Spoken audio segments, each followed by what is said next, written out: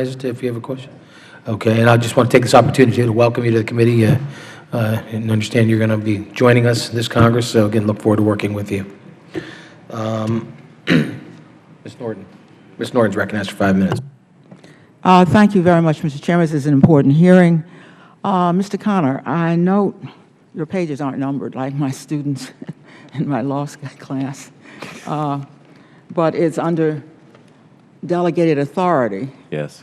You go to great lengths to commend FAA's delegated authority. Yeah. You say there are stringent FAA requirements. You say you're held to very high standards. Correct. You talk about rigorous and closely overseen ODA systems. I wonder how you reconcile this glowing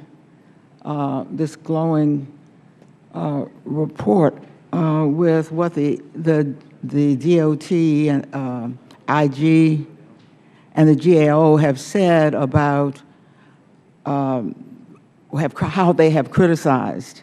I'll put it that way. Yeah. It seems to me it's fair to say sharply criticized both of these. These are independent overseers, sharply criticized FAA oversight of the certification program. How do you reconcile your glowing report with these? Okay, thank you. I appreciate the question.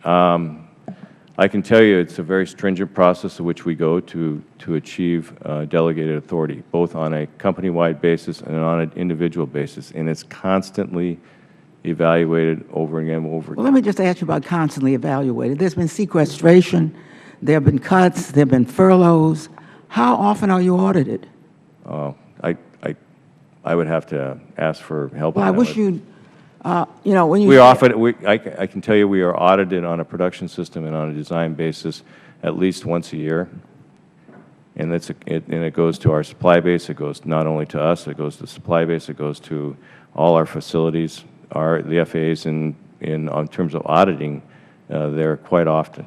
So you see no shortage of personnel, had no effect upon the cuts there or the sequestration? You see none of that reflected? No, we were impacted. We were impacted by sequestration.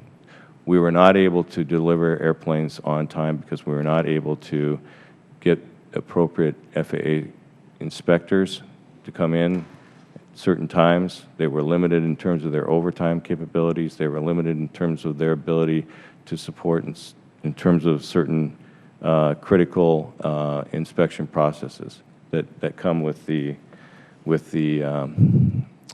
delivery of an airplane. So there were impacts from the standpoint of being able to deliver airplanes.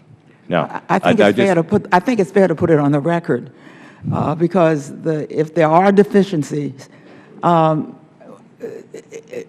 question is going to come forward: are the deficiencies on your part, or were the auditors or those charged with oversight not doing their job? And I think it's important to note that you have testified that sequestration and cuts have had an effect on the ability of FAA to do its audits. Could I ask you something about? Well, the audits take place, detailed formal audits take place every 2 years, and then we do constant informal audits as time. So they're meeting the minimum requirements. Yeah. Well, that's the requirement.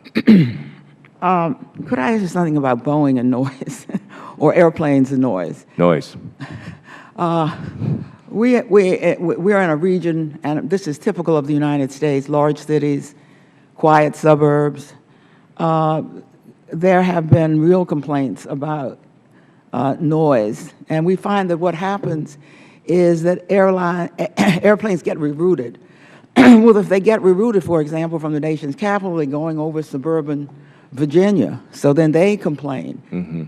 Are you able to improve the noise levels of aircraft today at a rate that would satisfy these issues in what is going to be a situation where everybody's going to live in an impacted environment, even those who live in the suburbs? With each new airplane we bring to market, we are required to satisfy certain noise levels. And those noise levels get more stringent with each new airplane we introduce. And so, yes, I would say that we are complying to those strict So standards. those are part of the standards that you have to comply with? Yes, absolutely. So I'll save that question for the FAA. Yeah. Finally, could I ask you concerning international flights, your honest view, whether you have any compunctions, any fear, any sense that you should bring to our attention about these disastrous international accidents that have happened recently on international airlines? I want to know if you believe their counterpart oversight equals ours. I, of course, refer to the Malaysia Airlines, the most recent one, and of course to Air Asia. You know, I think it would be inappropriate for me to comment on those because they're still under investigation. We really don't know at this particular point in time. Once we do know, then we'll be able to make the appropriate. But on a peer basis, in dealing with these airlines, do you have confidence in airlines on an international basis that they're being held to the same kind of standards that you regard as rigorous that you are being held to? That if they are certified, yes, they are. Thank you, Mr. Chairman. Time has expired.